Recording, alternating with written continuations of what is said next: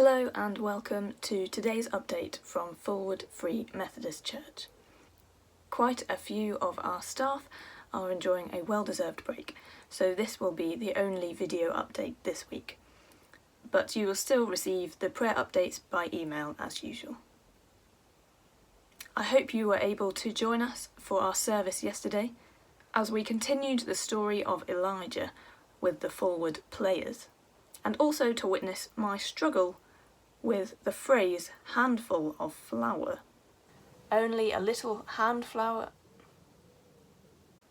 If you haven't seen it, please go to our YouTube channel to catch up. I'm looking forward to seeing what happens in Act 3 next Sunday. On Tuesday we have our prayer meeting at 2 o'clock on Zoom, so if you're free, please do join us for that. Something that has been on the news a lot recently is the plight of the refugees coming into our country, and I have been shocked and saddened by some of the reactions of people in the media and in positions of influence. They have become somewhat of a spectacle, not treated with the compassion they so desperately need after making journeys we cannot imagine having to make. And I find myself feeling pretty helpless. What can I possibly do to help? I've been trying to educate myself. I have read a book and looked up organisations that petition and campaign for the rights of refugees and asylum seekers. So we can learn and we can support organisations that are working directly with these refugees. We can also pray. God tells us to take everything to him in prayer. And these people really need our prayers for healing, for protection, for provision, for so many things. Praying is a powerful tool and does make things happen.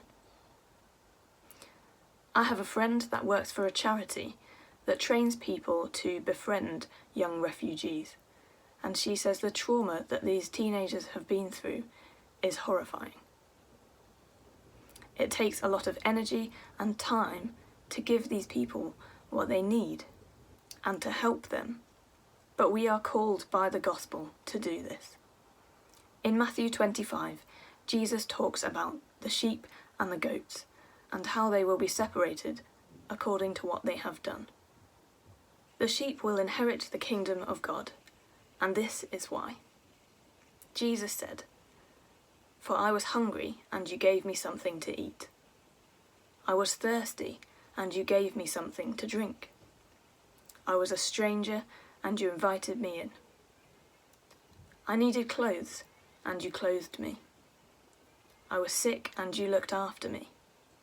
I was in prison, and you came to visit me." Then the righteous will ask him, "Lord, when did we do all these things?" The king will reply, "Truly I tell you, whatever you did for the least of these brothers and sisters of mine, you did for me." We might not have refugees on our doorstep at the moment, but it's still important to pray for and support them, as well as those who are working with them. And also to think about our attitude towards them. Jesus says it very clearly here. Whatever we do for those in need, we do for him. And if we want to serve him, we also need to serve others. I hope you have a great week.